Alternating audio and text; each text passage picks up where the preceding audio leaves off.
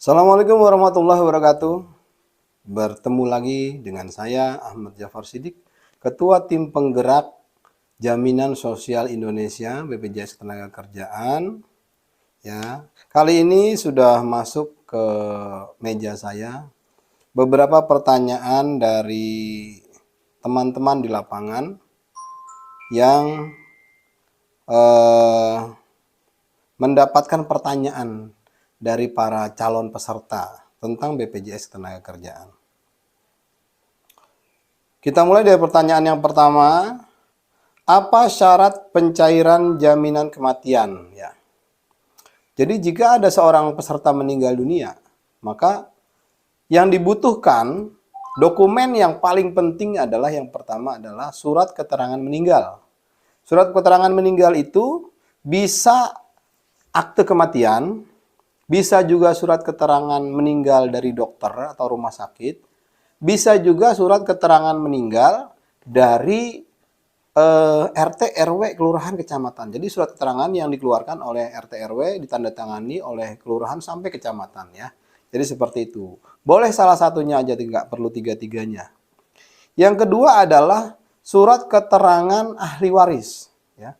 Jadi di surat itu ada keterangan informasi tentang siapa yang menjadi pewaris dari si peserta yang meninggal ini. Jadi seperti itu. Itu yang dua yang paling penting surat yang harus ada. Setelah surat itu ada, tentu ada lagi kelengkapan-kelengkapan dokumen yang dibutuhkan seperti KTP orang yang meninggal, kartu keluarga, KTP ahli waris. Terus kalau misalkan ahli warisnya berbeda kartu keluarga, juga kartu keluarga ahli waris juga harus ada. Terus nomor rekening, buku tabungan dari si ahli waris. Karena nanti uangnya akan ditransfer oleh BPJS ke si ahli waris tersebut. Kurang lebih seperti itu ya teman-teman sekalian. Pertanyaan kedua, apa bisa anak jalanan, pengamen, asongan, dan lain-lain yang masih di bawah umur mendaftar BPJS? Nah ini jadi pendaftaran BPJS untuk tenaga kerja yang pekerjaannya misalkan pengamen, pedagang asongan, dan lain-lain itu minimal adalah di usia 15 tahun. Jadi kalau belum 15 tahun, dia belum bisa didaftarkan. Gitu ya.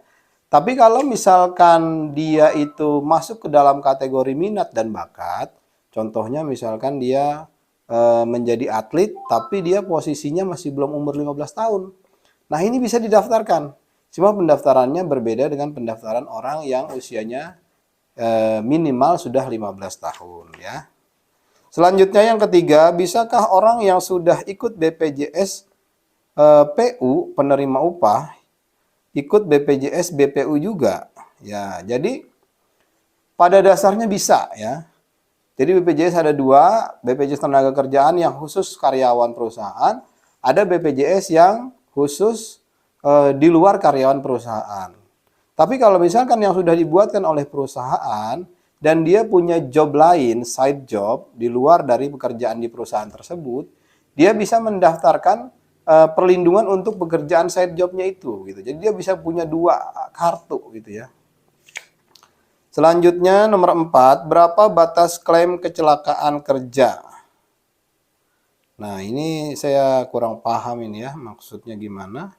Cuma kecelakaan kerja ya secara umum, jika terjadi kecelakaan, maka jika seorang itu mengalami cacat tubuh, misalkan jarinya buntung, atau misalkan tangannya nggak berfungsi, atau misalkan sampai mengalami cacat tetap total, maka dia akan mendapatkan santunan ya.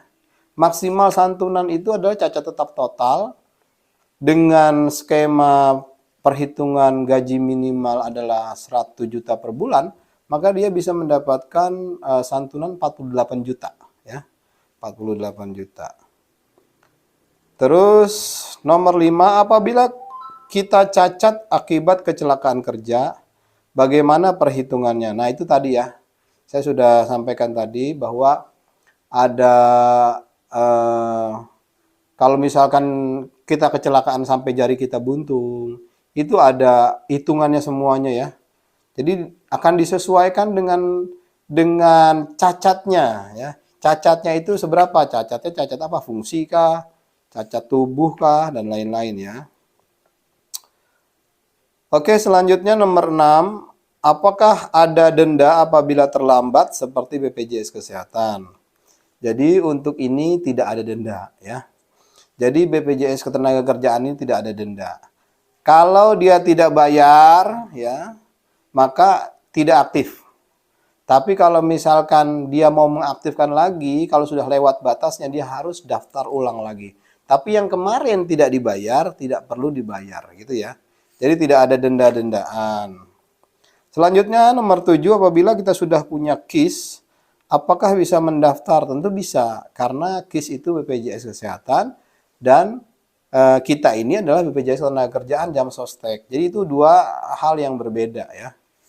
Oke, selanjutnya nomor 8, bagaimana cara pencairan JHT? JHT ini adalah jaminan hari tua ya, tabungan kita di Jamsostek atau BPJS Ketenagakerjaan. Pencairannya adalah melalui aplikasi JMO atau melalui websitenya BPJS Lapar Asik. Jadi tinggal teman-teman download di situ, masukin data-data semua di situ, ada verifikasi wajah, verifikasi data, verifikasi telepon, semua sudah masuk ke situ, sudah lengkap semua, langsung dicairkan ke nomor rekening kita. Jadi kalau semua itu prosesnya lancar, kita tidak perlu datang ke kantor BPJS Ketenagakerjaan, gitu ya. Nomor 9, apakah apabila kita ikut program JKK dan JKM saat usia 65 tahun bisa dicairkan? Jadi di BPJS khusus wira swasta ini ada dua program yang bisa dipilih teman-teman sekalian. Yang pertama adalah program dasar JKK dan JHT ya. Satu lagi adalah program lengkap JKK, JKM dan JHT. Ya, seperti tadi saya salah ya. Ada dua program, yang satu program dasar hanya isinya jaminan kematian dan jaminan kecelakaan kerja, itu bayarnya 16.800. Ada juga yang lengkap, jaminan kematian, jaminan kecelakaan dan jaminan hari tua, itu 36.800 per bulan ya. Kalau yang kita ikut yang program dasar saja, jaminan kematian dan jaminan kecelakaan kerja, maka itu adalah uang yang kita bayar dan hilang, tidak bisa kita ambil, kecuali kita klaim, misalkan klaim meninggal, klaim cacat tetap total, dan lain-lain. Tapi kalau misalkan kondisinya normal, maka itu tidak bisa diambil ya, tidak bisa dicairkan.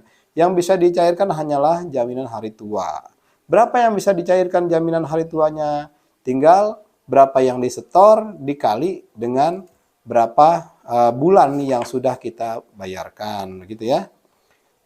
Jika teman-teman ingin mendaftar BPJS Ketenagakerjaan yang khusus wira swasta ini, teman-teman bisa punya dua cara. Yang pertama adalah lewat online. Teman-teman bisa download JMO, Jamsostek Mobile di Play Store ya.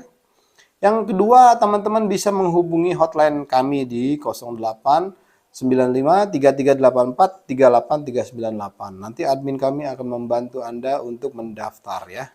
Begitu. Jadi mendaftar tidak harus ke petugas, bisa juga lewat online. Bedanya apa? Kalau lewat online, teman-teman mungkin kalau mau nanya nggak ada yang bisa diajak ngobrol dulu ya sebelum daftar gitu ya. Kalau melewati admin kami, teman-teman bisa nanya apapun itulah. Sebelum mendaftar, teman-teman bisa bertanya tentang apapun yang belum jelas gitu ya. Oke, teman-teman nanti bisa menghubungi hotline kami di 0895 3384 38398. Terima kasih, sampai jumpa lagi. Wassalamualaikum warahmatullahi wabarakatuh.